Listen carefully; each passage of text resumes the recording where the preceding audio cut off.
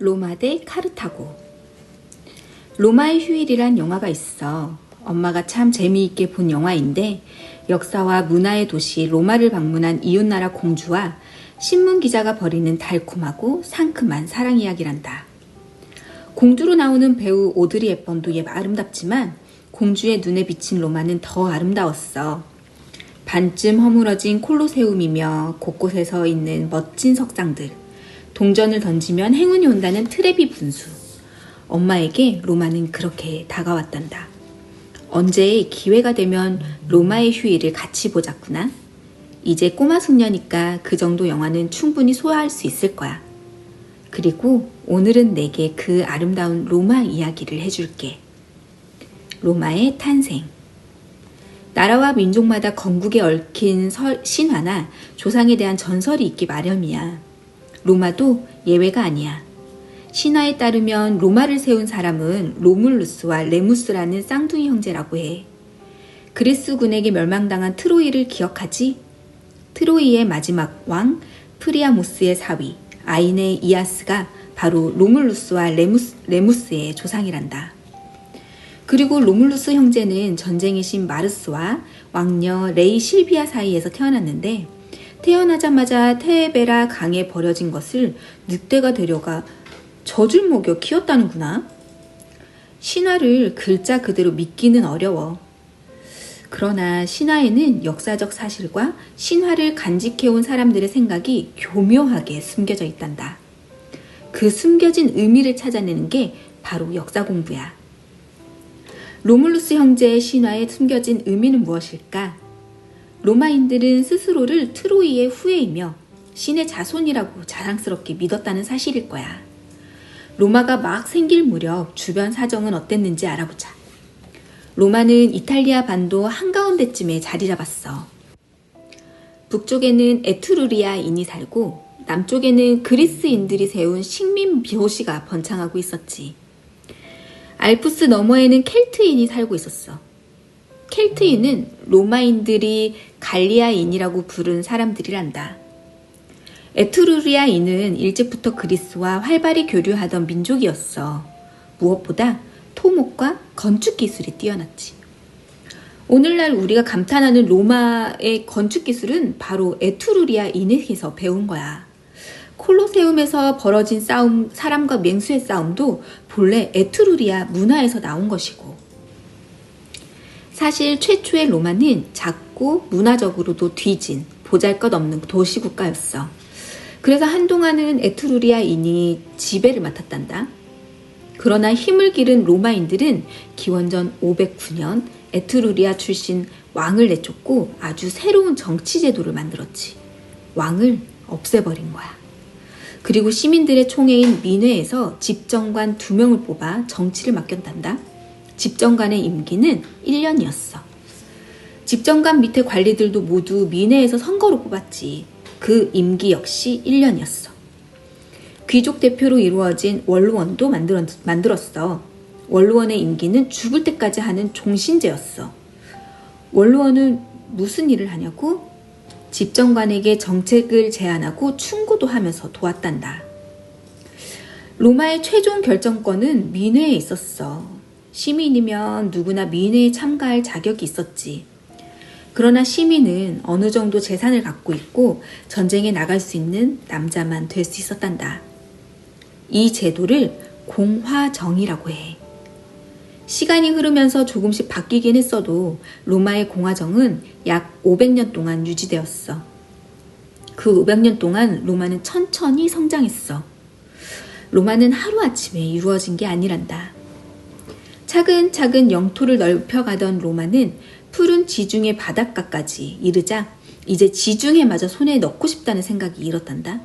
하지만 문제가 있었지. 그때 지중해는 해상 강국 카르타고의 손아귀에 있었거든.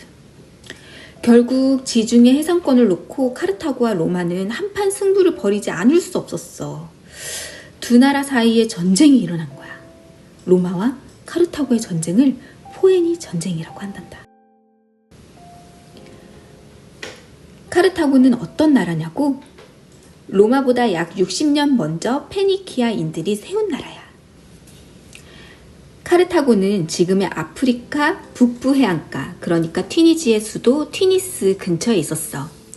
지중해를 주름잡던 페니키아인에 대해서는 앞에서 잠깐 얘기했지? 로마와 카르타고와의 전쟁을 포에니 전쟁이라고 하는 이유는 라틴어로 페니키아를 포엔이라고 하기 때문이란다. 라틴어는 로마인의 언어야. 눈치 빠른 해솔이 페니키아어가 아니라 라틴어로 전쟁 이름을 붙인 걸 보니 로마가 이겼나 보다 라고 생각할지 모르겠는데 과연 그런지 한번 보자꾸나. 알프스를 넘은 한니발. 포에니 전쟁은 약 120년 동안 3번에 걸쳐 벌어졌어. 1차 전쟁은 기원전 264년에 시작되어 23년 만에 로마의 승리로 끝났어. 2차 전쟁은 23년이 지난 뒤인 기원전 218년에 시작되었지. 로마인들은 이 2차 전쟁을 한니발 전쟁이라고 했어. 한니발은 당시 카르타고 군을 이끌고 로마를 위협하던 장군이야. 한니발은 아무도 생각하지 못한 일을 과감하게 해낸 사람이란다. 군대를 이끌고 험하디험한 알프스 산맥을 넘었으니까. 로마인들은 한니발이 설마 알프스를 넘어오랴 하면서 그쪽은 신경 쓰지 않았다가 허를 찔렸어. 세계 역사에는 군대를 이끌고 알프스를 넘은 또 한 사람의 장군이 있어. 나폴레옹이란다. 하지만 그건 한니발이 죽은 뒤 2000년도 더 지나서야. 알프스 산맥을 넘어 로마 땅으로 들어선 한니발은 연전연승. 이탈리아 반도 남부를 점령하고 수도 로마를 위협했어. 무려 10년 동안이나 말이야. 로마인들은 겁에 잔뜩 질렸단다. 아이가 울면 문간에 한니발이 와있다 뚝 할 정도였대.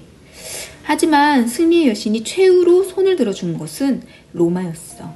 이제 그 이야기를 해줄게. 로마는 한니발과 정면으로 대적해서는 승산이 없다고 생각했어. 그래서 한 가지 꾀를 냈지.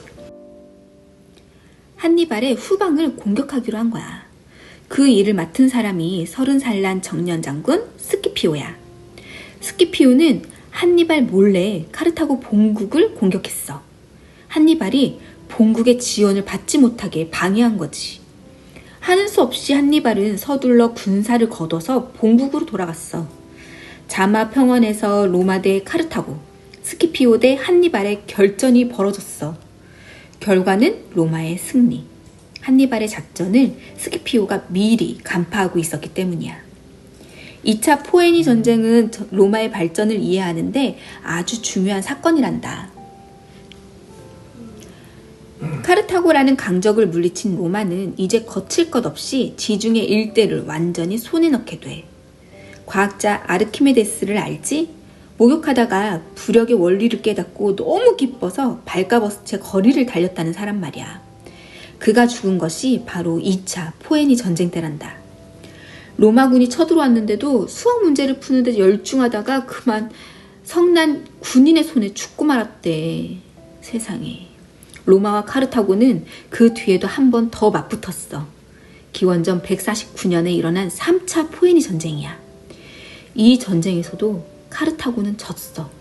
그래서 완전히 잿더미가 되어버렸지. 폐허가 된 땅의 로마군은 소금을 뿌렸단다. 저주받은 땅에 소금을 뿌리는 것이 로마의 풍습이었거든. 지금까지 로마를 둘러봤구나.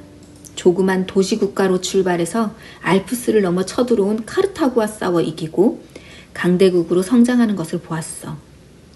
로마에 대한 다음 이야기는 기회를 봐서 또 해줄게. 이제 잘 시간이야. 잘 자렴, 해솔아.